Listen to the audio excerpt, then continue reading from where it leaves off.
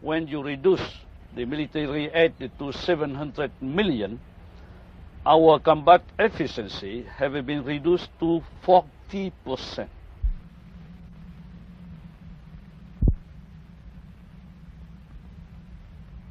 I think that the situation would be very dangerous for South Vietnam. Would be very dangerous. Would And you they- lose provincial Not only capitals? that, the decision, the political decision, is will encourage the North Communists to go ahead, to hurry their takeover of South Vietnam. Also, psychologically, the South Vietnamese people will see clearly that the United States have a wash hand and abandon South Vietnam and discourage our people and our army. Mr. President, there's some people who say that Henry Kissinger and Le Duc Tho has brought peace to North Vietnam. Some people are saying that Dr. Kissinger and Le Duc Tho have brought peace to North Vietnam because the war is still in South Vietnam. What do you have to say about that? I think we have to look at the reality.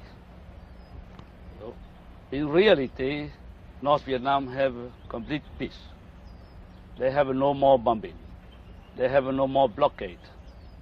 They are free to infiltrate the troops, the logistics, the weaponry to South Vietnam to continue the war. Meanwhile, they are safe. No retaliation, no reaction from the United States, even from South Vietnam. And they are free to develop economically their country.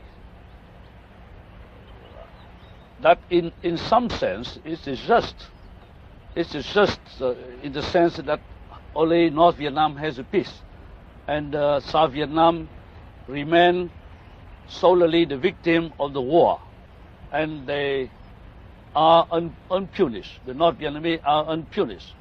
I think it's not fair. It's not just when we talk about peace. Mr. President, what are South Vietnam's needs to continue and sustain the level of combat at the present time? Yeah. I would like to remind you that even last year, in the assumption that the violation of the ceasefire would be at the moderate level, we need the 1.4 billion to be sufficient on the one-to-one replacement and to cope with the small violation of the ceasefire by the communists. And you remember that through the appropriation, through the authorization, it has been reduced to 1 billion. And through the appropriation, it's been reduced to 700 million. And now the United States government asked the additional 300 everything to cope with the generalized offensive that the communists have launched 6 months ago. It's the reason why we continue to lose ground, and people, many bases has been overrun because we lack of support, we lack of mobility, and we lack of ammunition. Now the general offensive is already launched by the communists 1 month before, even before they take over the Phuoc Long province. And I think that what we need is have enough means, not only to sustain the current situation, but as long as the communists sustain the momentum of their offensive, I think we still need the means to defend ourselves, because what is the real balance of force now between us communists. They have a double, almost a double the strength in the force viewpoint. They have triple, at least triple the logistic. They have a build-up since 2 years. Mm-hmm.